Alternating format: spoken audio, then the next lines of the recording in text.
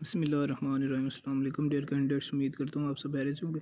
जी तो कल मैंने पंजाबी पेज पे रेसिपी का इंग्लिश का पार्ट स्टार्ट किया, तो प्लीज़ आप ये 3 से 4 वीडियोज़ होंगी, मस्ट देखिएगा। आपकी ग्रामर की कोई मसला नहीं रहेगा। अगर आप ग्रामर सीख जाएंगे तो कोई आपको ना कोई वर्ब का मसला आएगा, ना आपको करेक्ट फॉर्म का मसला आएगा, ना आपको प्रपोजिशन का मसला आएगा। तो ये 3-4 वीडियोज़ होंगी, इनको देखिएगा। उससे पहले अगर चैनल पर नहीं है तो चैनल को विजिट कर लें। सारी वीडियोज़ हैं, प्ले लिस्ट बना दी गई है। हर टॉपिक पर जो है वो अलहदा से जो है वो प्ले लिस्ट बनी है। आप जो सी वीडियो देखना चाहते हैं, जो सा टॉपिक देखना चाहते हैं, इंग्लिश है, Urdu, Islamic studies, IQ, general knowledge, जो IQ जो भी मैथ कुछ भी देखना है वो आप प्ले लिस्ट अलग बनी है। तो कल आपको 3 से 4 चीज़ें बताई थी। जस्ट पहला सेंटेंस बताया जो कि अरेंजमेंट ऑफ वर्ड होता है, जो आपके लिए कंप्लीट सेंटेंस बनाता है। तो नेक्स्ट है सब्जेक्ट, ऑब्जेक्ट और वर्ब इसमें होती हैं। सब्जेक्ट काम करने वाला, वर्ब जो काम है, और ऑब्जेक्ट जिसके ऊपर काम हो रहा होता है, फेल, फाइल, मफूल। तो 2 चीज़ें आपको मस्ट चाहिए होती हैं सेंटेंस बनाने के लिए। ये आपको सब्जेक्ट और वर्ब चाहिए होता है। उसके बाद नेक्स्ट इसके आपको बताया था कि 3 जो है वो एग्ज़ाम होती हैं इसकी, जो है 4 एग्ज़ाम है। ये काइंड ऑफ सेंटेंस जो है, वैसे तो ज़माने तो 3 है, लेकिन इसकी जो एग्ज़ाम है वो 4 हैं। वो कौन सी हैं? एक होती है स्टेटमेंट होती है, इसमें कोई बयान दिया जाता है। मिसाल के तौर पर क्या कहते हैं जी, क्लाउड्स ब्रिंग अस रेन। कल आपको ये मिसाल बताई हुई थी। बादल हैं वो हमारे लिए क्या लाते हैं? बरसात बरसाते हैं। उसके बाद नेक्स्ट है जी, उसके बाद आपका दूसरा कौन सा है जी, मतलब पहले में बयान दिया जाता है कुछ भी। दूसरा कौन सा? इंटेरोगेटिव है। इसमें इस इंटेरोगेटिव आपको पता है, ये सवालिया या इस्तफामिया इसको कहते हैं। इसमें कोई सवाल किया जाता है। For example, where can we get this book, where are you going, what are you doing. इसमें मिसाल के तौर पर कुछ भी सवाल किया जाता है। नेक्स्ट है इम्पेरेटिव। तो इम्पेरेटिव जो होता है ये अमर होता है, जिसमें उर्दू में इसमें अमर कहते हैं। मिसाल के तौर पर जिसमें कोई काम हो रहा होता है, तो इसकी मिसाल है। इसमें इसके 3 चीज़ें होती हैं। एक इसमें रिक्वेस्ट होती है, एक इसमें कमांड होती है, और इसमें सजेशन होती है। तो कहते हैं जी get ready for fire, get ready to fire, आग के लिए वो तैयार हो जाएं। उसके बाद नेक्स्ट इसकी कोई मिसाल ले लेते हैं। Lend me your pen please, अपना पेन वो मुझे प्लीज़ उधार दें थे। तो ये इसमें रिक्वेस्ट की गई है। तो जैसे इसमें सजेशन वगैरह भी होती है। तो ये इंशाल्लाह आगे चलेंगे तो इनको डिटेल से वो करेंगे। नेक्स्ट है लेट अस गो आउट। तो इसकी अब 4th है, वो कौन सी है? वो एक्सक्लामेंट्री है, फजाइया। इसमें आप दुख का, गम का या ताज्जुब का जो है वो इजहार करते हैं। ओ हिज फादर डाइड, ऐसे करके कुछ ना आपके सामने फजाइया जो है वो होता है जी। इसमें कुछ तासुरात का जो है वो इजहार किया जाता है। तो उसके बाद आपके पास ये 4 इकसाम तो इसकी हो गई एक्सक्लामेंट्री तक। उसके बाद जो आपके पास नेक्स्ट चीज़ आएगी वो क्लासिफिकेशन आएगी सेंटेंस। इसकी जो है वो मज़ीद आगे 4 जो है क्लासिफिकेशन आती हैं। हिसाब से, बनावट के हिसाब से इसकी 4 जो है वो ग्रुप बंदी की गई है। 4 इसकी इकसाम बनाई गई हैं, जो कि नंबर 1 आपके सामने होता है जी, सिंपल सेंटेंस। अब सिंपल सेंटेंस क्या है? ये एक सादा जुमला होता है। मैं आपके सामने उर्दू में भी लिखता जाता हूँ। मिसाल के तौर पर इसमें आप कह सकते हैं कि सिर्फ जो है वो एक इसमें वर्ब होता है, सिर्फ एक काम होता है। इसमें 2 स्टेटमेंट नहीं होती, इसमें जस्ट एक वर्ब होता है। वो एक सेंटेंस इसमें बनता है। Just for example, they danced with Joy, खुशी से वो नाचे। तो नेक्स्ट जो है वो आपको बताता हूँ। ये तो सिंपल होगा। नेक्स्ट इसकी कौन सी है? वो कंपाउंड है। वो ज़ाहिर सी बात इसका जो है उल्ट होगा। वो ये 1 पे है तो वो 1 पे नहीं होगा, वो उससे ज़्यादा होंगे। ये कंपाउंड सेंटेंस आ गया। तो इसमें क्या होगा? इसमें 1 से ज़्यादा मतलब के होंगे आपके जो वर्ड।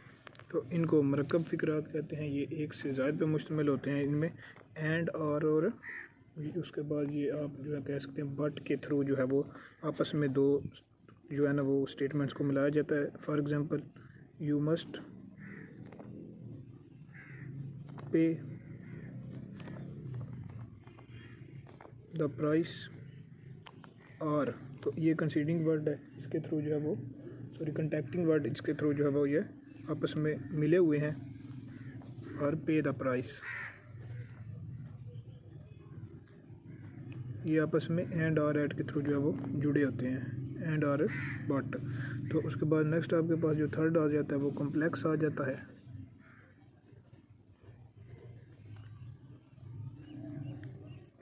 सेंटेंस आ जाएगा आपके पास कॉम्प्लेक्स। तो इसमें क्या होगा?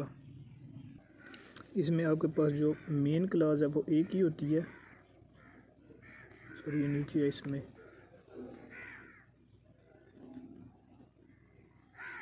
बट उसके बाद जो सबॉर्डिनेट होता है क्लास वो मोर देन वन होता है, वन सबॉर्डिनेट क्लास। इसका मतलब ये है कि मेन क्लास एक है लेकिन मतहत जो है वो एक से ज़्यादा हो सकते हैं। फॉर एग्जांपल आप कह सकते हैं जी factory is closing and 100 of worker, तो मेन क्लास तो फैक्ट्री है लेकिन उसमें जो काम करने वाले हैं वो सबॉर्डिनेट है, वो मतहत हैं, तो वो ज़्यादा हो सकते हैं एक से। ये आपने यहाँ पे बोर नहीं होना, ये आपका आज का जो जस्ट टॉपिक है, इसके बाद कल से आपका जो है नॉन प्रोनाउन जो पार्ट ऑफ स्पीच है वो करेंगे और इंशाल्लाह वो 1 से 2 वीडियो में वो सारी आपका क्लियर हो जाएगा ग्रामर। तो उसके बाद इसका फोर्थ है वो कंपाउंड है, कंपाउंड कम्प्लेक्स।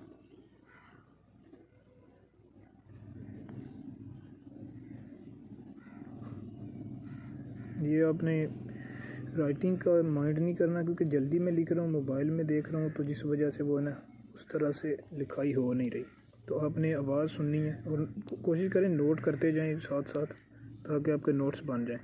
तो इसमें क्या हो राइट, तो इसमें जो आपकी कंपाउंड सेंटेंस है, कम्प्लेक्स सेंटेंस, इसमें जो है वो आपके मेन क्लास हैं वो 2 होंगे और जो उसके बाद उसका मतहत होगा वो जो है वो भी कम अज़ कम जो है वो 1 से ज़्यादा होते हैं, 1 या 1 से ज़्यादा होंगे।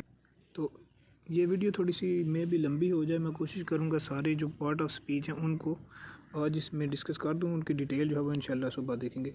तो पार्ट ऑफ स्पीच जो है वो पता है आपको 8 हैं,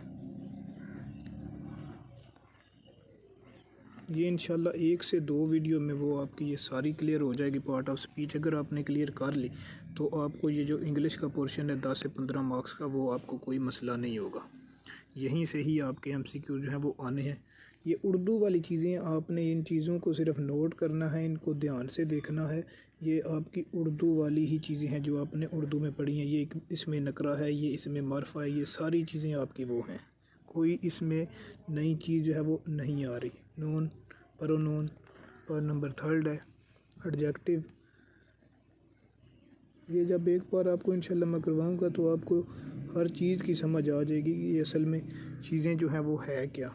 ये उर्दू में आपको बताऊँगा, ये उर्दू ही असल में है लेकिन लैंग्वेज चेंज होने की वजह से जो है वो ये चीज़ें इस तरह से आपको लग रही होंगी। जहाँ मोस्टली लोगों को जो इंग्लिश की समझ नहीं आती वो इसी वजह से कि वो इसको इंग्लिश में करने की कोशिश करते हैं। तो इसको अगर आप उर्दू में करेंगे, इनके 2-2 के आप सेट्स बना लेंगे, नॉन प्रोनाउन एक ही चीज़ होगी, वो मतलब कि उसका उल्ट होगा, उसके बाद वर्ब एडवर्ब होगा, एडजेक्टिव होगा, तो ये सारी चीज़ें एक दूसरे के उल्ट ही होंगी। तो एक को याद करने से जो है वो आप दूसरी इजीली याद कर लेंगे। उसके बाद एडवर्ब के बाद प्रपोजिशन नंबर 6 पे, नंबर 7 पे आपके पास कंजक्शन आएगी।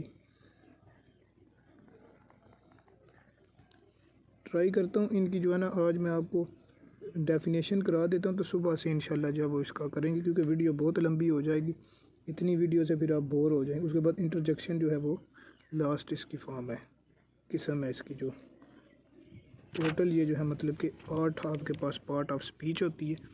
तो नॉन जो है वो आपको पता है किसी भी जगह के नाम को कहते हैं। कोशिश करता हूँ जितने जो आज हो सकते हैं तो वो आपके कर देता हूँ। नॉन अब क्या है जी, a name of of anything. अब जब वो इसको नेमिंग वर्ड कह सकते हैं, मतलब कि ये किसी भी चीज़ को नाम देने के लिए इस्तेमाल होता है। फॉर एग्ज़ाम्पल एनिमल को आप देते हैं, उसके बाद ह्यूमन को भी देते हैं, उसके बाद आप प्लेसेस को देते हैं, पीपल लोगों को देते हैं, उसके बाद कुछ भी चीज़ है आप उसको नेम देते हैं तो उसको क्या कहते हैं, नॉन। उसके बाद मिसाल के तौर पर आप क्या कहते हैं, बुक, अली। उसके बाद आप किसी सिटी का नेम ले लें, अपने मतलब कि बॉडी के पार्ट का नेम ले लें। उसके अलावा जो कुछ भी है मतलब कि चेयर हो गया, टेबल है, कुछ भी जो है उसको आप क्या कहते हैं, नो। अब नेक्स्ट आपके पास क्या आ गया, प्रोनाउन आ गया। ये असल में चीज़ एक ही है, नॉन और प्रोनाउन। नॉन जो है वो डायरेक्ट उसको नेम देते हैं, लेकिन प्रोनाउन उसकी जगह पे आप ये जो पढ़ते हैं ना, आपको बता देता हूँ, ये मिसाल के तौर पर जो नॉन की जगह पे इस्तेमाल करते हैं उसको आप कहते हैं प्रोनाउन। नॉन जो है वो तो किसी भी चीज़ बंदे का जो है वो नेम है, उसको आप नॉन कहते हैं, लेकिन जब उसके नेम उसका नहीं आप लेते, उसकी जगह पे क्या यूज़ करते हैं, ये सिंगुलर और प्लूरल होते हैं, दो चीज़ों में होते हैं। सिंगुलर मतलब अकेले के लिए, और प्लूरल कौन सा है जी, ये दो के लिए करते हैं। मिसाल के तौर पर ही क्या है, ये सिंगुलर अकेला है, आई मैं अकेला हूँ, यू आप अकेले हैं। उसके बाद आप नेक्स्ट कह लें इट अकेला होता है। उसके बाद नेक्स्ट है मी अकेला होता है। ये कन्फ्यूजन दूर कर लें, जो नॉन है वो यहाँ पे अगर कोई बंदे का नेम लेते हैं तो उसको आप नॉन कहेंगे, लेकिन उसकी जगह पे अगर आप ही कहेंगे तो उसको आप क्या कहेंगे, प्रोनाउन कहेंगे। ये कोई चीज़ का नेम है, इट है, अगर आप चेयर कहेंगे तो उसको नॉन कहेंगे, लेकिन जब उसकी जगह पे इट यूज़ करेंगे तो उसको क्या कहेंगे, वो प्रोनाउन कहेंगे। ये चीज़ आपने नहीं भूलनी। उसके बाद हिम और हर, तो ये सिंपली आपके सिंगुलर है। और प्लूरल में क्या बन जाएगा, वी हम ज़्यादा हैं, दे वो। उसके बाद नेक्स्ट अवर करेंगे, हमारे। उसके बाद अस हम ज़्यादा जब कहते हैं, देम। उसके बाद देयर भी आ जाएगा तो ये ज़्यादा बन जाएंगे। तो उसके बाद नंबर 3 जो है वो क्या है, वो एडजेक्टिव है। ये प्लीज़ नोट कर लीजिएगा, अगर नोट कर लेंगे तो आपको बहुत हेल्प होगी। जब प्रपोजिशन करेंगे, जब करेक्ट फॉर्म में वर्ब करेंगे तो ये चीज़ें आपको इनकी ज़रूरत पड़ेगी। तो इसको ये किसको कहते हैं, अगर तो आपने मेरा उर्दू वाला ग्रामर देखा है तो फिर अगर मैं ये चीज़ आपके सामने एक बार लिख दूं तो आपको इसकी कन्फ्यूजन खुद ही दूर हो जाएगी। इसको क्या कहते हैं, इसमें सिफत। अब इसके बाद जो कुछ बताने की ज़रूरत नहीं पड़नी चाहिए कि इसमें सिफत किसको कहते हैं। इसमें आप अच्छाई या बुराई को जो है वो बयान कर रहे हैं। लिख देता हूँ नीचे मैं,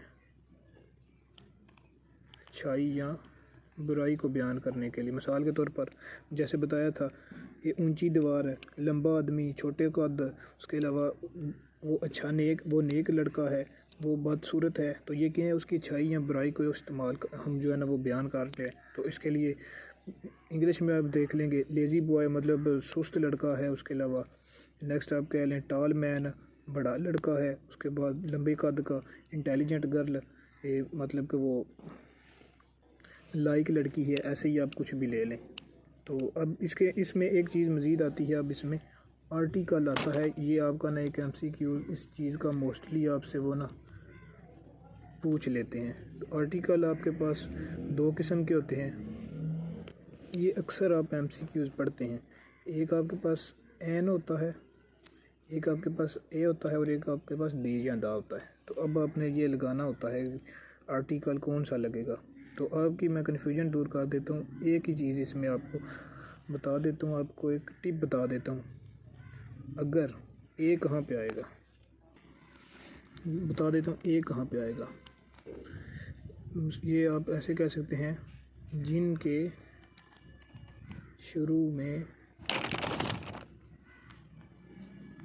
शुरू की जो आवाज़ होगी वो कॉन्सोनेंट हो।